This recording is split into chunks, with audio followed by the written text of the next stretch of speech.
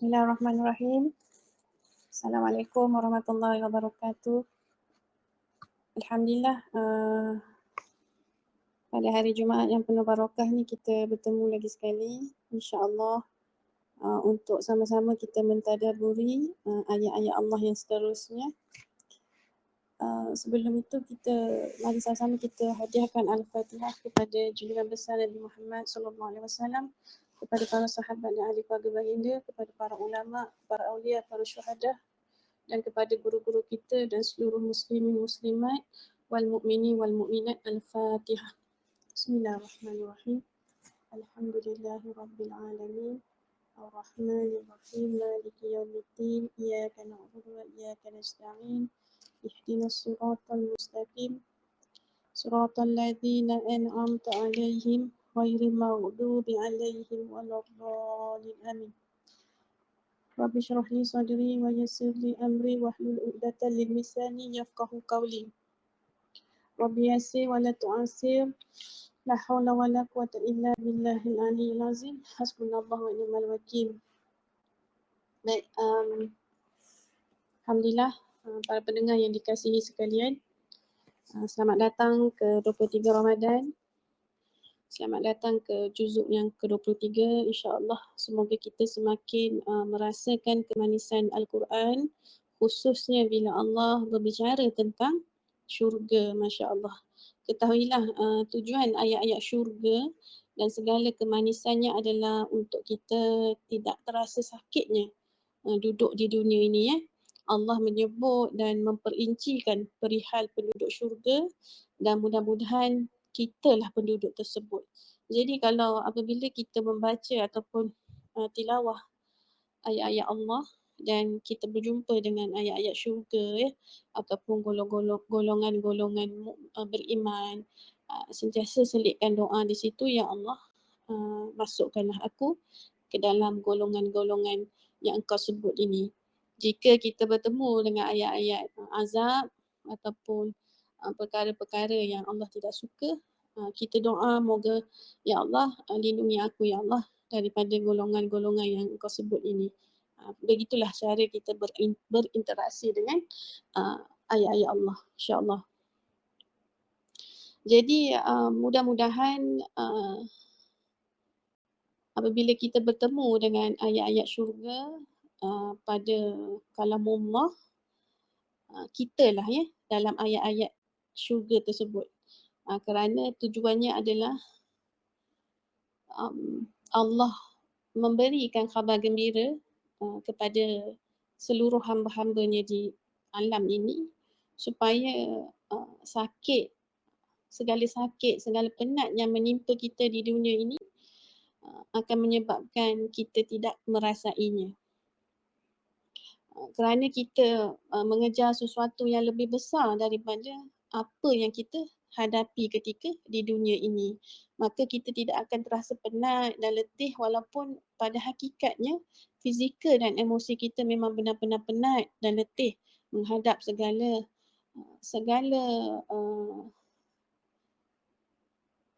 takdir-takdir yang Allah telah tetapkan dalam kehidupan kita.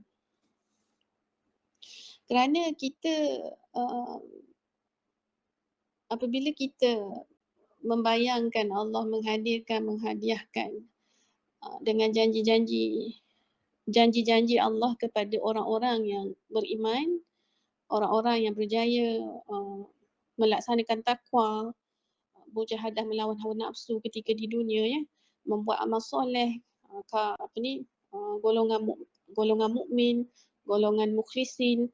Allah menjanjikan syurga kepada mereka kerana Allah nak kata supaya Allah nampak apa yang bakal menanti sebagai ganjaran di hujung perjalanan kita nanti, iaitu Al-Jannah. Jadi mari kita sama-sama lihat muka surat yang ke-44, ayat yang ke-55, sebelah kiri atas sekali, ya. A'udzubillahi minasyaitonirrajim. Inna ashabal jannati al-yawma fi syughulin fakihun. Sesungguhnya penghuni syurga pada hari itu bersenang lenang dalam kesibukan mereka. Jadi sesungguhnya ahli syurga ni kalau kita lihat pada ayat yang Allah mention tadi, setiap saat mereka sentiasa sibuk. Jadi adakah ketika kita ni di dunia sekarang ni kita sibuk tak dekat dunia? Kalau kita nak bandingkan macam mana perbandingan sibuk mereka di syurga tu, cuba kita lihat dahulu secara kasarnya kehidupan kita di dunia ni, adakah kita ni sibuk pada setiap hari? Jawapannya pasti ya. Kita sentiasa sibuk bukan sekadar dengan pekerjaan tetapi juga dengan permasalahan dan Allah dia memang uji kita daripada satu masalah ke satu masalah, dari satu ujian ke satu ujian, dengan daripada rakan sekerjanya, dengan kemahiran, idea program, majikan, kewangan, pendidikan anak-anak, pasangan lagi, kesihatan ya. Itu adalah faktor-faktor yang boleh contribute kepada tercetusnya suatu masalah dalam kehidupan kita. Jadi ketika kita duduk di dunia ini, saya dan para pendengar sentiasa sibuk dengan masalah, betul tak? Allah selesaikan satu masalah, kemudian Allah hadirkan satu masalah yang baru kepada kita. Jadi setiap masalah tu sebenarnya mematangkan kita, betul tak? Setiap masalah yang kita usaha untuk mencari solusi penyelesaian tu, ia menyebabkan kita ni menjadi lebih kreatif. Kita menjadi orang yang mengenal apa erti tidak berputus asa itu. Jadi tetapi jika untuk orang-orang mukmin yang sentiasa menghadapi masalah yang tak pernah putus, kita kena yakinkan hati kita, yakinkan fikiran kita tentang satu alam yang setiap waktu akan ada nikmat baru. Akan ada debaran baru dan kita akan sibuk bukan dengan masalah di sana tetapi kita akan sibuk dengan nikmat Allah. Itulah syurga yang Allah telah sebut dengan ringkas tetapi kisahnya sangat luar biasa ya bagi orang-orang yang memahami. Jadi Allah kata walau apa pun kita ni sibuk dengan ataupun diuji dengan pelbagai masalah ketika kita duduk dekat dunia ni,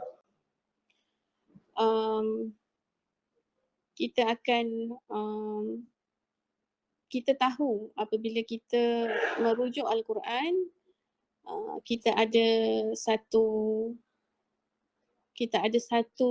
tanda aras untuk kita berdepan dengan setiap cabaran yang Allah telah tetapkan itu, supaya kita sentiasa ataupun kita pastikan kita berada on the right track, agar dengan apa jua permasalahan yang Allah beri itu kita tidak tergelincir daripadanya. Sekejap ya.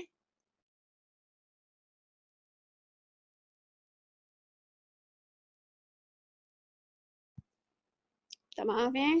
Okey, jadi untuk kita memahami lebih jelas tentang konteks syurga ni, apabila Allah menyebutkan syurga, ianya adalah satu tempat di mana Allah menjanjikan kepada para mukmin yang berjaya melaksanakan takwa ketika di dunia ini.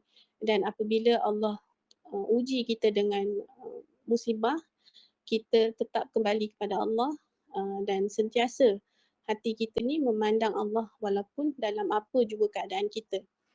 Jadi walaupun ketika kita beramal, kita tidak boleh menganggap amal kita tu, kita mengharapkan syurga daripada amal kita tu. Ianya sebenarnya berbeza ya dengan kita berdoa meminta syurga dengan kita beramal mengharapkan syurga. Ia adalah keadaan yang berbeza.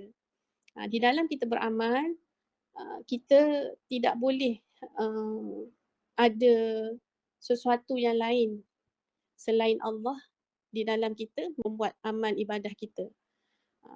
Kerana di situ terlahirnya menyekutukan Allah lah. Kalau kita mengharapkan syurga daripada amal kita, kita mengharapkan makhluk. Syurga tu adalah makhluk Allah. Jadi apabila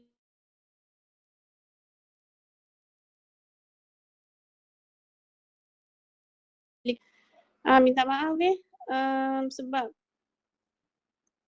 tak sedar, mute. Lama ke korang tunggu?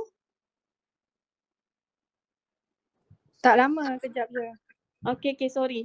Sorry kita mula balik Sorry sebab Kak Wah ni ada orang hantar perabot tu macam kecoh sikit kat sini Okay, baik. Tadi Kak Wah sebenarnya tengah jelaskan berkenaan dengan konteks syurga tu. Maksudnya apabila kita beramal, kita tidak boleh mengharapkan syurga daripada amal kita tu. Apabila kita beramal, kita hanya mengharapkan redha Allah semata. Tetapi apabila kita berdoa, memang kita dikhendaki memohon kepada Allah agar dimasukkan kita ke dalam syurga. Itu kerana apabila kita memasuki syurga, itulah saja jalannya untuk kita bertemu dengan Allah Subhanahu wa Ta'ala. Takkan kita nak kita ni golongan yang kita bukan golongan arif billah Ni Kak Wah cakap sebagai satu golongan biasa, golongan pertengahan bukan golongan awam juga tetapi lebih tinggi sedikit daripada awam. Dan bukan pula golongan para waliullah. Kalau para waliullah, mereka memang tidak mengharapkan syurga atau neraka. Mereka hanya mengharapkan Allah semata. Apa sahaja mereka buat, mereka hanya ingin mengabdikan diri kepada Allah. Terpulanglah Allah nak bagi syurga ke, nak bagi neraka ke, mereka terima sahaja. Apa yang Allah beri, itulah yang terbaik untuk mereka. Tetapi kita ni bukan golongan tu. Kita ni golongan pertengahan. Jadi kalau kita berdoa meminta syurga Allah, tiada salahnya sesuai dengan makam kita Tetapi apabila membuat amal, pastikan kita punya suasana hati kita tu apabila kita beramal tiada selain daripada Allah Subhanahu Wa Taala. Harap jelas penjelasan dekat situ berkenaan dengan ni. Baik. Jadi apabila kita menghadapi sesuatu cabaran yang agak berat dekat dunia ni, Allah ni dia memahami setiap kehendak makhluk-makhluknya. Dia tahu kelemahan kita ni mudah berputus asa. Jadi dia menurunkan kalam dia iaitu Al-Quran Al-Karim kepada kita, kepada hamba-hambanya. Jadi tugas kita sebenarnya untuk yang pertamanya perlu memilikilah sebuah Al-Quran, kemudian niat untuk membaca dan kemudian niat daripada pembacaan tu supaya kita boleh lebih memahami setiap kata-kata Allah tersebut. Dan daripada Al-Quran itu sendiri Allah merakamkan banyak ayat tentang syurga. Di situlah Allah ingin menyatakan kepada kita bersabarlah dengan apa penat lelah ketika di dunia, apa yang aku hantarkan, aku uji kepada engkau, jika engkau sabar, jika engkau bawa aku bersama, maka syurgalah tempat engkau. Sekejap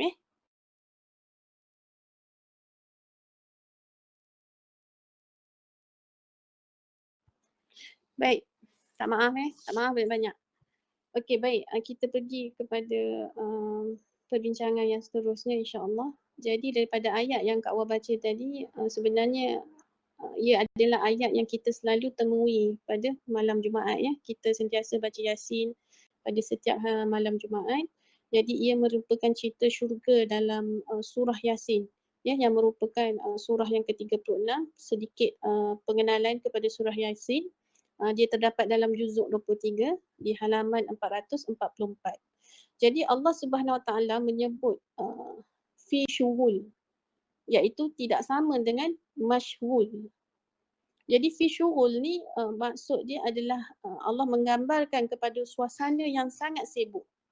Seseorang yang sedang sibuk adalah bermaksud juga masyghul, tetapi masyghul di sini adalah seseorang yang sibuk tetapi selepas 1 jam dia dah tak sibuk. Tetapi berbeza dengan Fi Syurul ni ialah dia juga seseorang yang sibuk, tetapi kesibukan dia tu berpanjangan. Lepas satu kesibukan kepada satu kesibukan. Sibuk dekat tempat A, lepas tu pergi ke tempat B pun sibuk juga. Pergi travel di tempat A, kemudian kesibukan tu berterusan pula dekat tempat B. Maksudnya kesibukan dia tu tak ada ending. Sibuk je. Itu yang Allah gambarkan fi syurul di dalam ayat yang saya baca tadi. Jadi bayangkan ahli syurga ni sentiasa sibuk sentiasa sibuk. Dia jadual dia sentiasa padat. Seperti YB dekat dunia ni sentiasa ada meeting meeting dengan seseorang, kemudian pergi travel daripada satu tempat, kemudian apabila rasa nak check out pergi pula check in dekat tempat lain di mana tempat yang baru tu tak boleh digambarkan ataupun tidak sama dengan keadaan tempat yang kita pergi sebelum tu. Masya Allah. Begitulah suasana syurga. Penuh dengan surprise, penuh dengan kejutan, penuh dengan nikmat nikmat yang tiada ending. Allah kata. Ni mengikut apa yang Ustaz terangkan mengikut kitab-kitab tafsir yang Ustaz buat jadi bayangkan kita ni kalau dekat dunia kita sibuk macam YB tu, ada rasa penat tak? YB pun kena tidur kan, walaupun meeting dia non-stop, pergi travel daripada satu tempat kepada satu tempat. Tetapi fitrah seorang manusia tu dia akan penat. Jadi kalau dekat syurga ni tiada makhluk yang bernama penat Makhluk bernama penat tidak dibenarkan masuk di dalam syurga. Masya Allah. Jadi sebab tu ahli syurga tidak ada rasa penat di dalam kehidupan mereka. Dan satu lagi makhluk yang tak dibenarkan masuk adalah bosan. Dekat dunia ni kita ni apabila membuat sesuatu rutin dalam masa 3 ke mungkin dalam masa suatu period ataupun suatu jangka masa kita akan mula bosan dengan period kita, betul tak? Dengan kita punya tugasan ataupun rutin harian kita tersebut. Tetapi di syurga tiada kebosanan. Tiada kebosanan, tiada kepenatan, dan apabila kita tiada kepenatan maknanya tiada tidur. Sebab tidur tu hanya untuk orang yang penat. Untuk manusia yang penat. Jadi bayangkan dekat syurga kita ni tidak ada istilah penat. Tidak ada istilah bosan dan tidak ada istilah tidur. Kita sentiasa dalam keadaan sibuk. Sibuk yang berpanjangan dengan urusan meetingnya, dengan pergi travelnya, dengan pergi perjumpaan dengan para anbiya-nya, Masya Allah sesuatu yang tidak dapat digambarkan dengan akal kita dekat dunia ni. Tetapi itulah Allah sebut, Allah gambarkan syurga tu begitu rupanya. Jadi ianya sesuatu perkara yang agak teruja lah buat saya yang mendengar, dan mungkin sesiapa yang mendengar ni juga turut teruja mendengar ayat-ayat syurga ni. Dan bayangkan apabila kita berada di suatu tempat dan kita sentiasa sibuk tetapi sibuk kita tu kita tak pernah bosan dan kita sentiasa bertemu dengan orang dan ada orang kita nak bersembang bersembang tu non-stop, tak ada penghujungnya. Lepas tu kalau dekat dunia ni kalau kita pergi sesuatu event begitu, kita nak berbual dengan orang kan, dengan makanan lagi, semuanya kita nak selfie ataupun kita nak ambil gambar untuk kita jadikan kenangan. Kita takut kita lupa, betul tak? Tetapi dekat syurga kita tak ada masa nak ambil gambar. Sebab kita selesai je kita check out dekat satu tempat, selesai je satu event, kita kena check in pula ke satu tempat yang lain. Dan bayangkan kita tidak penat dan tidak perlu tidur. Dan tempat baru yang kita nak pergi tu yang macam seperti yang saya cakap tadi adalah lebih best daripada tempat yang sebelumnya. Jadi another surprise menanti kita.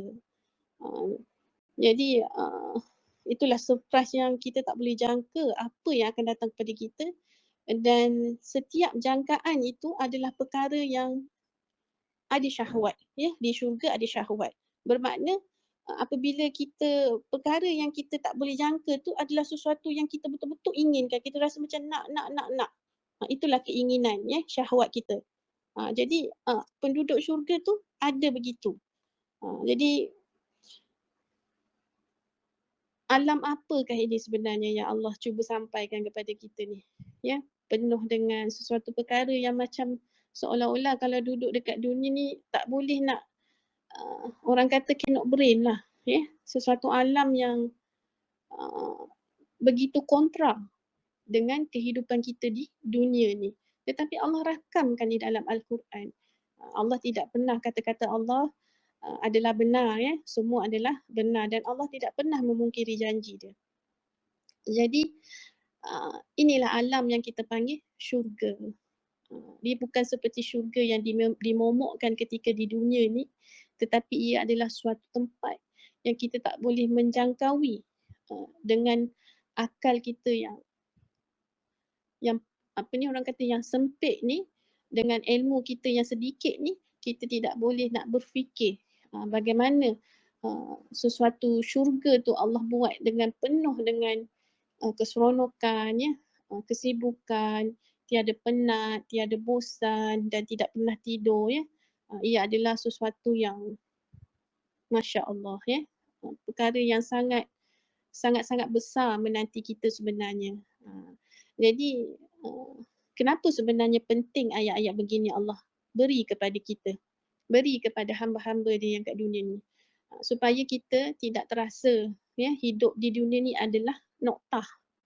Kita tidak kita faham hidup dekat dunia ni sebenarnya adalah jambatan yang akan membawa kita ke suatu tempat dan itulah tujuan akhir kita diciptakan.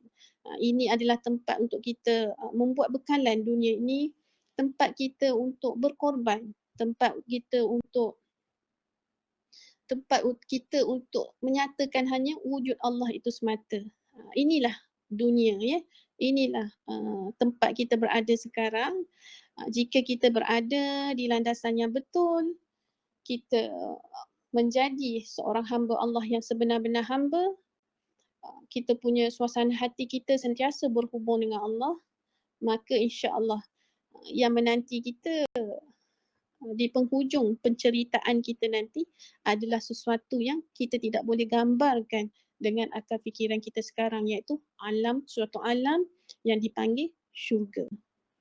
Jadi untuk kita berjalan menuju ke sana, semoga dengan asbab 10 malam yang terakhir ini Allah tulis nama-nama kita sebagai mereka yang dimaksudkan dalam ayat 55 surah Yasin tadi. Jadi ya Allah, mudah-mudahan ayat ini Engkau bicarakan tentang aku dan bukan orang selain aku. Aku risau ayat ini bukan merujuk kepada aku. Maka kita doalah Allahumma inni as'aluka jannah. Sentiasa doa dekat Allah, Allahumma inni as'aluka jannah. Allahumma inni as'aluka jannah. Ataupun Allahumma inni nas'aluka ridhaka wal jannah wa na'udzubika min sakhatika wan nar pun boleh. Jadi sentiasa memohon keampunan kepada Allah juga, kerana dengan keampunan dan keredaan Allah Subhanahu Wa Taala kepada kita yang lemah ini, kita yang sentiasa berdosa, ya, sentiasa hina di hadapan Dia, mudah-mudahan dengan rahmat Dia Allah mengampunkan kita dan Allah meletakkan kita di dalam golongan-golongan yang Allah reda. Amin, ya. Jadi di 10 malam terakhir ni sebenarnya pada permulaan Ramadan lagi ada satu zikir yang kita boleh amalkan, iaitu Allahumma innaka afuwun karim tuhibbul afwa fa'fu anni. Perbanyakkan zikir ini, perbanyakkan memohon keampunan, perbanyakkan memuji-muji Allah di dalam zikir tersebut. Dia bermula dengan memuji-muji Allah dan akhirnya kita memohon Allah mengampunkan kita, ya. Jadikan ayat itu sebagai zikir, ya. Boleh buat 100 kali ke sehari ataupun ikut kemampuan mana yang boleh. Macam saya sendiri, walaupun bukan bulan Ramadan, saya jadikan zikir tersebut sebagai salah satu doa saya ketika selepas solat ataupun ketika selesai mendengar azan ya, menjawab azan. Selepas kita menjawab azan sebenarnya selitlah doa untuk kedua ibu bapa kita, doa yang tadi saya bacakan tu dan doa uh, meminta keredaan Allah dan dijauhkan daripada azab api neraka. Contohnya macam apabila kita mendengar azan Zuhur, kita menjawab, selepas tu, selepas daripada habis jawab tu, doalah Allahumma inni, tak ingat dah. Allahumma, macam mana ya doa ibu bapa tu? Bela pula. Tetapi doa yang saya amalkan adalah doa ibu bapa. Kemudian doa Allahumma innaka afuwun karim tuhibbu afwa fa'fu anni. Allahumma inna nas'aluka ridhaka wal jannah wa na'udzubika min sakhatika wan nar. Ini adalah sebab selepas waktu azan sebenarnya pintu langit terbuka ya. Jadi banyakkan doa sebenarnya waktu tersebut. Kita ni manusia yang lemah, manusia yang penuh dengan cacat cela, dia tak pernah lari daripada buat dosa. Jadi apabila Allah memberi sesuatu masa yang Allah kata pada waktu tersebut mustajab doa, jadi sentiasa rebut peluang tu untuk kita berdoa kepada Allah. Kerana doa ini adalah satu tali perhubungan kita dengan Allah Subhanahu wa taala. Tanpa doa, bagaimana kita nak berhubung dengan Allah? Jadi sebab itu doa itu adalah senjata buat para mukmin. Jadi mudah-mudahan dengan perkongsian pada hari ini sedikit sebanyak dapat memberi satu orang kata apa booster lah kepada sesiapa yang mendengar, especially dah akhir-akhir Ramadan ni ya. Saya tahu ada kita bila kita tak biasa betul tak? Kita ni bukan orang kata apa? Kita bukan malaikat ya. Kita ada sisi gelap kita di mana ketika kita beribadah kita ada akan rasa penat ya, akan rasa malas ya. Itu adalah sisi kita, sisi manusiawi kita. Jadi semoga dengan penceritaan syurga ini dapat orang kata apa add up as a booster kepada kita untuk kita memperkemaskan apa-apa yang patut dan untuk kita memotivetkan diri kita supaya kita kekal dengan semangat untuk memperbanyakkan amal di 10 malam yang terakhir ya. Pentingnya sebenarnya booster ya untuk hamba ataupun untuk kita yang tak sempurna ni.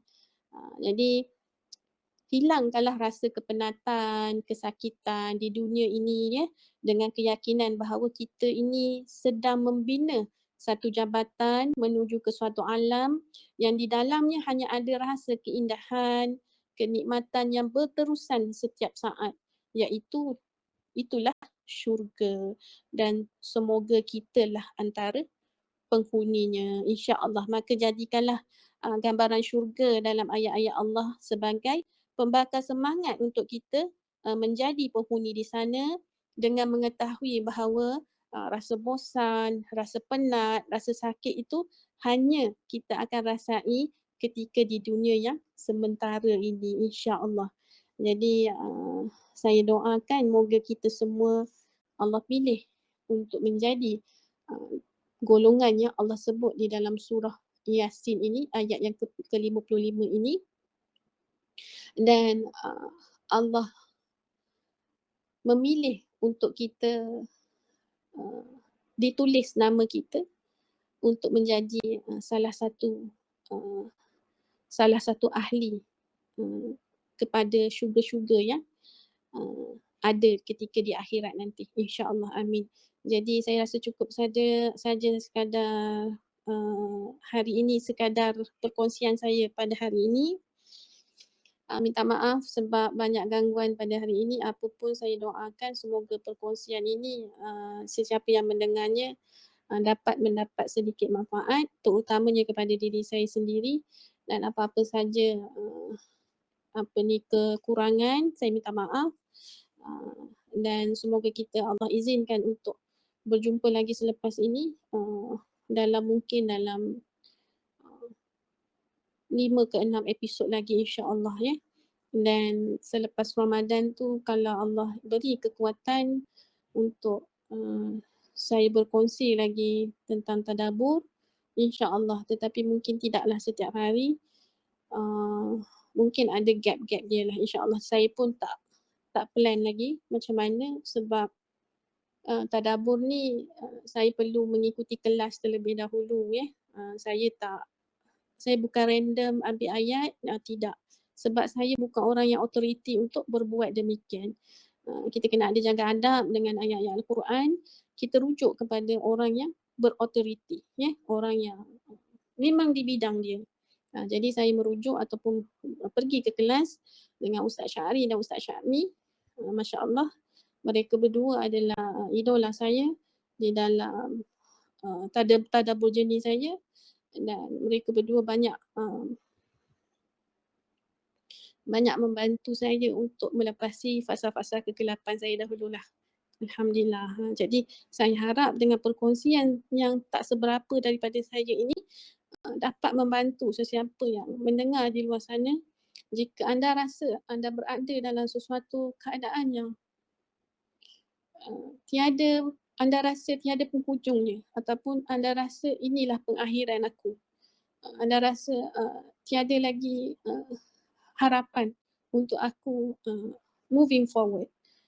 Saya harap dengan ayat-ayat yang saya kongsikan ini dapat memberi satu hidayah ataupun mengetuk pintu hati anda, dan percayalah Allah itu ada. Tetapi kita kena merasakan Allah itu ada terlebih dahulu. Mudah-mudahan dengan ayat-ayat yang saya kongsikan ini ianya adalah sebagai satu permulaan untuk kita mengeksplor sesuatu perjalanan yang baru, iaitu perjalanan menuju Allah, perjalanan mencari Tuhan di dalam kehidupan kita. Dan ingatlah Allah As-Samad itu sentiasa ada dengan kita, sentiasa menanti kita untuk menjadikan dia tempat untuk kita bergantung dan mohon pertolongan. Itulah Allah yang saya kenal, dan sudah pastinya ia sama juga dengan para pendengar sekalian yang lain. Jadi saya tutup dengan tasbih kifarah dan surah Wal-As. Assalamualaikum warahmatullahi wabarakatuh. Subhanakallah.